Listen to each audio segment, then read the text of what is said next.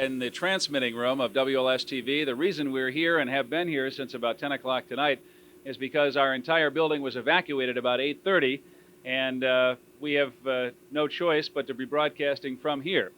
Dick Johnson with Sylvia Perez. And obviously you probably heard, if you were with us at all earlier this evening, that an armed gunman was in the building apparently after robbing a Lou Malnati's pizzeria.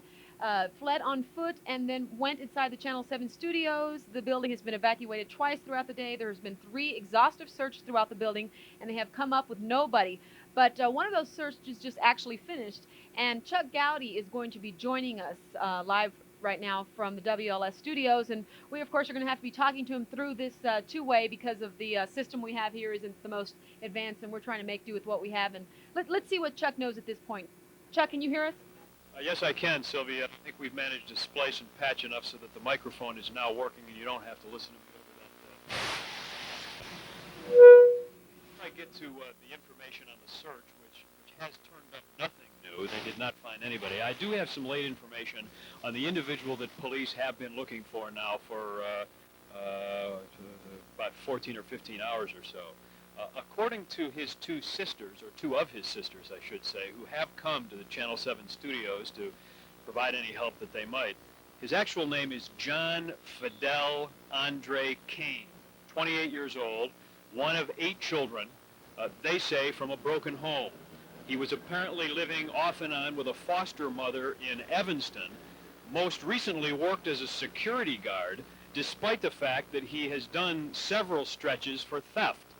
How a convicted felon would be allowed to work as a security guard, we don't know at this point. They also say at different times he worked as a window washer. One thing that could well come into play here, they do say that he has had a cocaine problem over the past couple of years. They don't know how serious of a drug problem it was, but that certainly could have had something to do with this thing that began earlier this morning with an alleged break-in, an armed robbery of a pizza shop on the near north side. John Fidel Andre Kane, his name. They spoke with him about a week ago, from what they say. They claim not to have talked to him since then. Certainly did not talk to him today, they say.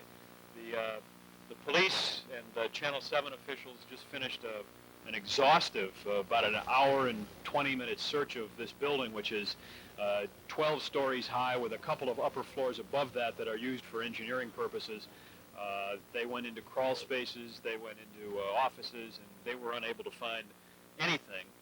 Police now from the 1st District TAC team leaving, they were not able to find any trace of this individual. There are several theories that the police have right now that this individual came into Channel 7 this afternoon inadvertently, or this morning rather, not knowing that it was a television studio, and that in fact he had with him a bag, $6,200 in cash that he and his brother allegedly stole from this near north side pizzeria. He also, according to police, was carrying a .38 caliber revolver, didn't fire any shots, but did point the gun at a police officer in the lobby of our building in an initial encounter this morning. The police were called in to search the building at that time. They brought in canine units and found nothing. They were back here tonight when he had a run-in with a couple of our employees who spotted him. Again, there was no exchange of any kind. There were a few words spoken by the individual, just saying that he didn't want any trouble or anything, but nobody was hurt and there was no violence associated with it. That's when the police came in a second time and brought the canine units through and turned up nothing. That one of the police theories is that between those 2 occurrences, this individual left the building, left the money behind, and then returned to retrieve the money. That could well explain why when they brought the canine units here earlier today, they didn't find him. And their suspicion now is that he got out. Prior to the arrival of the police the second time tonight, that they managed to get out. Some of the folks from Channel 7 who were involved in this search now coming out. This is the president and general manager of Channel 7, Joe Ahern. What happened on the search? Well, we just went through, I guess, about 3 hours of searching the entire building, 225,000 square feet from the roof all the way down through the basement. We've looked through everything. I personally went along on the search and with a master key to open up every room, every closet. closet, looked under every desk, and the news director was with me. We've gone through every cubby hole, and as well as the roof, and through around the satellite dishes, and he had to have gotten out. So, I should say that the police department, Commander Bustos, and the TAC team that joined him were exhaustive in their search, and did everything they could possible to assure us that he wasn't in the building. And I'm confident, I'm absolutely confident that he's not in the building at this time. It would be impossible for him to be in there.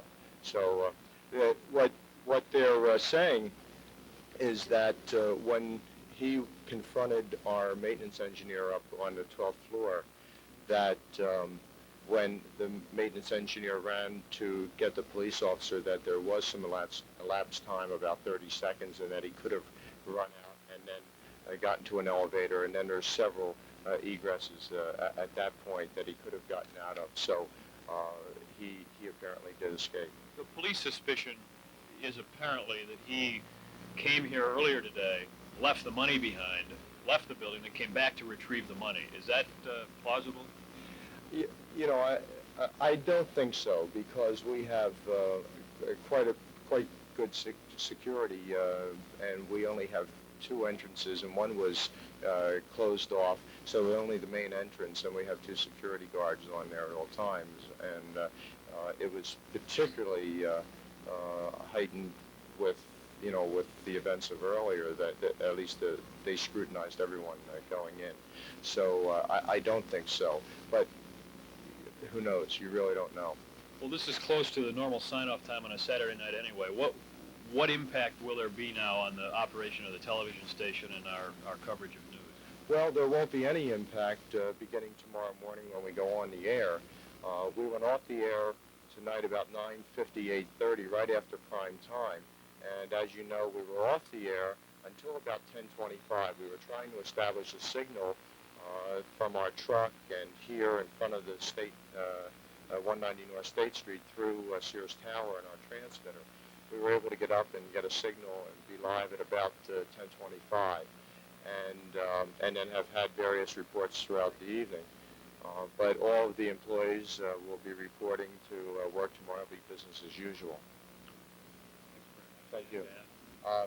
Just again, I also want to thank Superintendent Martin for getting back to me as quickly as possible, and also the support of everyone in the First District in working with us to make sure that all of the employees were safe and that we do have a safe building for everyone to go into work to tomorrow.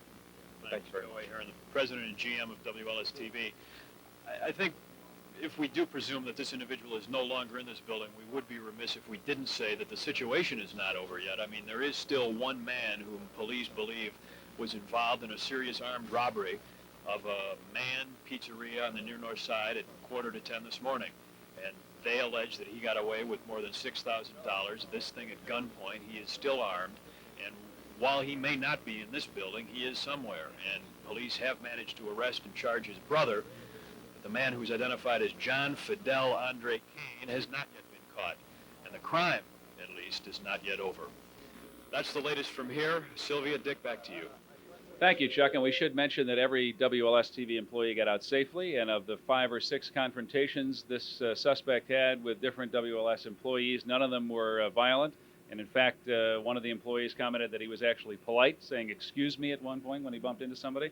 The last known comment from him was bumping into the maintenance engineer, the last person to see him. He said, "I don't want any trouble, man." And that apparently, in that 30-second amount of time, was able to get down the stairs and out of the building, so they think. From what everybody has told us who either saw him or talked to him, very few people, I get the impression he was just very scared and he didn't know how to get out of our building. There's not very many exits, and so he was just trying to make sure he didn't get caught. That is all we know at this point. As you've just heard, they think he is out of the building. Of course, there will be some police officers, some security guards there throughout the night and throughout tomorrow, and we will let you know exactly, update you on everything tomorrow on Eyewitness News at 5 o'clock. Thank you for joining us. If you happen to be watching our color bars for a while and see this broadcast, very unusual broadcast from the top of the Sears Tower. I'm Dick Johnson. And I'm Sylvia Perez. Have a good evening. Good night.